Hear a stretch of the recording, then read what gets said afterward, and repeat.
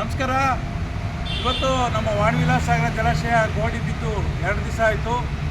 ಆದರೆ ದುರಂತ ಅಂದರೆ ವಾಣಿವಿಲಾಸ ಸಾಗರಕ್ಕೆ ಯಾರು ಉಸ್ತುವಾರಿ ಇದೆ ಅಂತೀವಿ. ಜಿಲ್ಲಾಧಿಕಾರಿಗಳು ವಾಣಿವಿಲಾಸ ಸಾಗರದ ಉಸ್ತುವಾರಿಯಾಗಿರ್ತಾರೆ. ಆ ವಾಣಿವಿಲಾಸ ಸಾಗರದ ಗೇಟ್ ಓಪನ್ ಮಾಡಬೇಕು, ಮುಚ್ಚಬೇಕು ಅಂದರೆ ಜಿಲ್ಲಾಧಿಕಾರಿಗಳ ಅನುಮತಿ ಬೇಕು. ಆದರೆ ನಮ್ಮ ಹೊಸದುರ್ಗದ ಶಾಸಕರಾದ ಮೊನ್ನೆ BG ಗೋವಿಂದಪ್ಪನವರು ತಾವೇ ಖುದ್ದು ನಿಂತು ವಾಣಿವಿಲಾಸ ಸಾಗರದ ಗೇಟ್ಗಳನ್ನು ಓಪನ್ ಮಾಡ್ತಾರೆ. ಒಂದು ಸಾರಿ ಚಳ್ಳಕೆರೆ ಶಾಸಕರಾದಂಥ ರಘುಮೂರ್ತಿಯವರು ಬಂದು ಗೇಟ್ ಓಪನ್ ಮಾಡಿ ನೀರು ಬಿಡಿಸ್ಕೊಂಡು ಹೋಗ್ತಾರೆ. ಒಂದು ಸಾರಿ ಗೋವಿಂದಪ್ಪನವರು ನೀರು ಜಾಸ್ತಿ ಆಗಿದ್ದಾವೆ, ಇನ್ನು ಮುಳುಗಡೆ ಆಗೈತೆ ಅಂತಾರೆ. ಹಾಗಾದರೆ ವಾಣಿವಿಲಾಸ ಸಾಗರಕ್ಕೆ ಒಂದು ನಿಖರವಾದ ಉಸ್ತುವಾರಿ ಸಮಿತಿ ಇಲ್ವೇ? ಜಿಲ್ಲಾಧಿಕಾರಿಗಳಿಲ್ವೇ? ನಮ್ಮ ಹಿರಿಯೂರು ಶಾಸಕರಿಲ್ವೇ? ಉಸ್ತುವಾರಿ ಸಚಿವರಿಲ್ವೇ?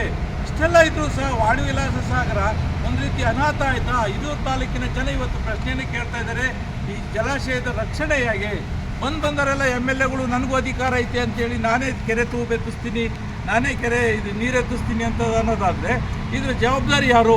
ಹಾಗೂ ಒಂದು ಪಕ್ಷ ವಾಣಿವಿಲಾಸ ಸಾಗರಕ್ಕೆ ಗೋವಿಂದಪ್ಪನವರ ಕೊಡುಗೆ ಏನಿದೆ? ವಾಣಿವಿಲಾಸ ಸಾಗರಕ್ಕೆ ಅವರು ಯಾವ ರೀತಿಯ ಸಹಕಾರ ಮಾಡಿದ್ದಾರೆ ಜಲಾಶಯ ತುಂಬೋದಕ್ಕೆ? ಇನ್ನು ಅವರು ಮತ್ತು ಹೊಸದುರ್ಗ ಶಿರಾ ಶಾಸಕರಾದ TP ಜಯಚಂದ್ರ ಅವರು ಸೇರಿ ಅದನ್ನು ನೀರನ್ನು ಕಡಿಮೆ ಮಾಡಿದರು. 5 TMC ಮಂಜೂರು ಮಾಡಿದ್ದನ್ನೇ 2 TMC ಗಳಿಸಿದರು. ಇದು ಜಾಸ್ತಿ ಒಳ್ಳೆಯ ವರ್ತನೆ ಅಲ್ಲ, ಇದಕ್ಕೆ ವಿಷಾದನೀಯ. ಈ ಹೊಸದುರ್ಗ ಶಾಸಕರು ಅವ್ರ ವಯಸ್ಸಿಗೆ ಮತ್ತು ಹುದ್ದೆಗೆ ಸರಿಯಾದ ಇದನ್ನು ಮಾಡಬೇಕು. ಅದಕ್ಕೋಸ್ಕರ ನಾವೆಲ್ಲ ಇವತ್ತೇನು ಮಾಡಿದ್ವಿ, ಪೊಲೀಸ್ ಸ್ಟೇಷನ್ಗೆ ಕಂಪ್ಲೇಂಟ್ ಕೊಡಕ್ಕೆ ಬಂದಿದ್ದೀವಿ. ನಮ್ಮ ಹೊಸದುರ್ಗ ಶಾಸಕರು ವಾಣಿವಿಲಾಸ ಸಾಗರದ ಗೇಟನ್ನು ಎತ್ತುವ ಮುಖಾಂತರ ಕಾನೂನುಗಳನ್ನು ಉಲ್ಲಂಘನೆ ಮಾಡಿದ್ದಾರೆ, ನಿಯಮಗಳನ್ನು ಉಲ್ಲಂಘನೆ ಮಾಡಿದ್ದಾರೆ. ಏನು ಅದರ ಪರಿಮಿತಿ ಒಳಗಡೆ ಆದರೆ ಯಾರ ಉಸ್ತುವಾರಿ ಇರಬೇಕು ಅದನ್ನು ಉಲ್ಲಂಘಿಸಿದರೆ ಅವ್ರ ಮೇಲೆ ದೂರನ್ನು ದಾಖಲಿಸಲಿಕ್ಕೆ ಬಂದಿದ್ದೀವಿ. ನಮಸ್ಕಾರ.